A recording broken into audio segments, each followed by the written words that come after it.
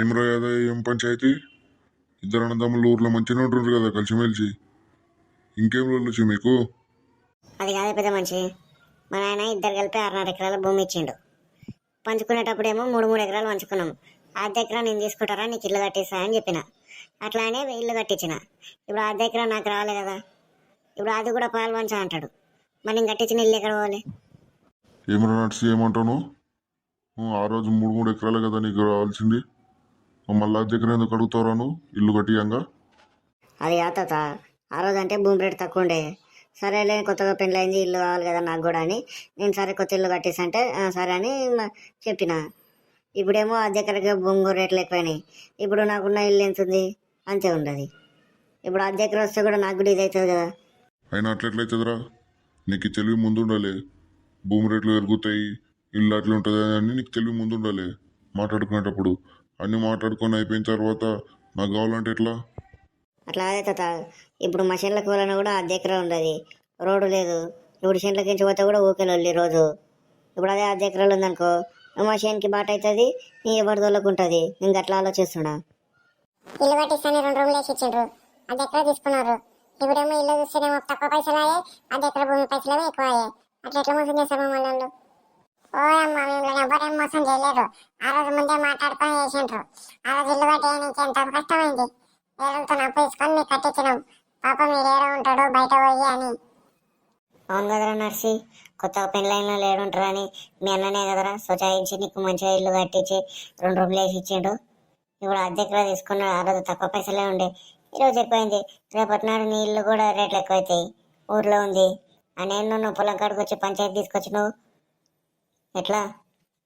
అయినా కూడా అద్దె ఎకరా మా నాయన సంపాదించింది ఏం లేదు. ఇద్దరం కలిసి కష్టపడి సంపాదించి కొన్నది అది. ఇప్పుడు ఇద్దరి మీదకి వస్తుంది.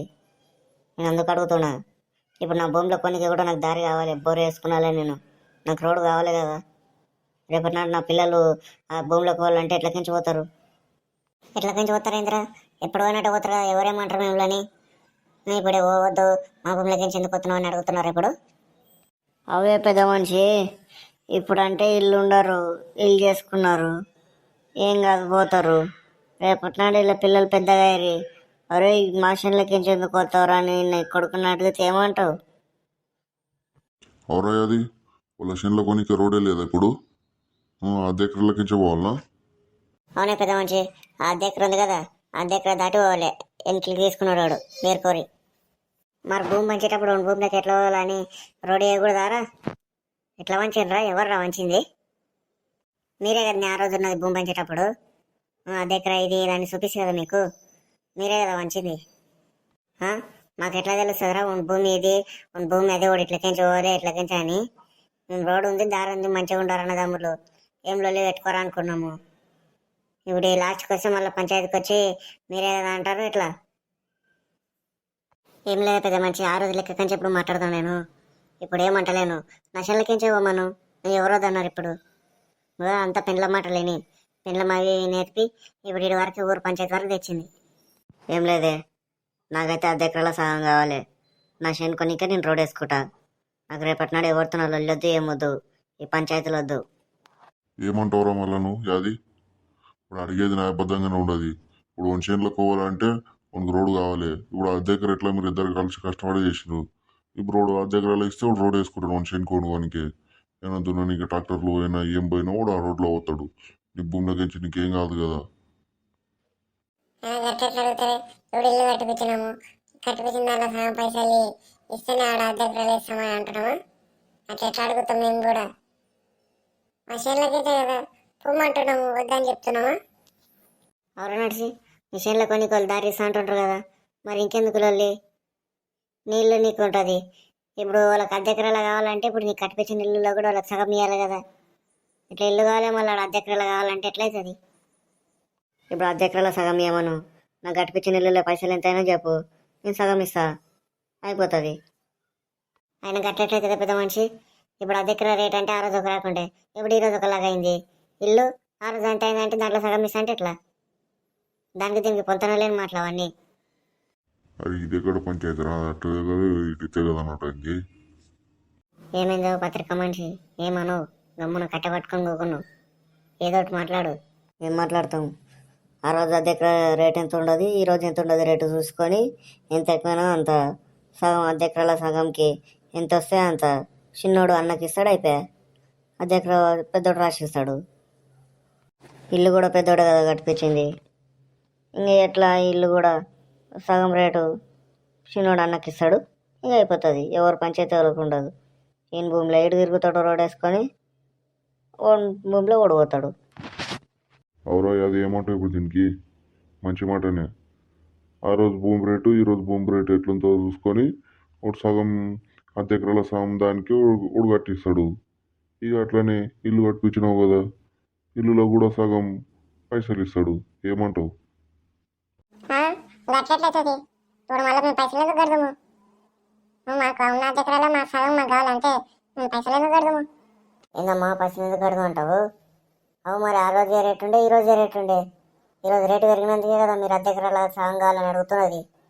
రేటు పెరిగిపోతే అడుగుతుంటారా మీరు? అయినా కూడా ఇద్దరు కలిసి ఏదో కష్టపడి కొన్నదాన్ని మళ్ళీ పైసలు ఎందుకు ఇవ్వాలి? ఓ అమ్మ, నీకు ఇల్లు కట్టుకుని ఊకునే రాలే పైసలు. మేము ఎన్ని దినాలు కష్టపడినాం ఆ ఇంటి కట్టడానికి, అప్పుకి పైసలు కట్టడానికి. చూడరా నర్సి, ఇప్పుడు నువ్వు రేటు మాట్లాడుకొని ఎంత అవుతుందో పైసలు చూసుకొని ఆ పైసలు ఇస్తా అద్దె ఎకరాల సగం నీకు వస్తుంది. లేదంటే లేదు చూడు. నీ ఆలోచన నీది. అయినా గట్ల ఎట్లయితుంది? ఇప్పుడు నా అద్దె ఎకరాలో నేను సగం అడిగితే పైసలు కట్టండి అంటే ఎట్లయితుంది? వాళ్ళు ఆ రోజు అద్దె ఎకరా తీసుకొని నాకు ఇల్లు కట్టించిండ్రు.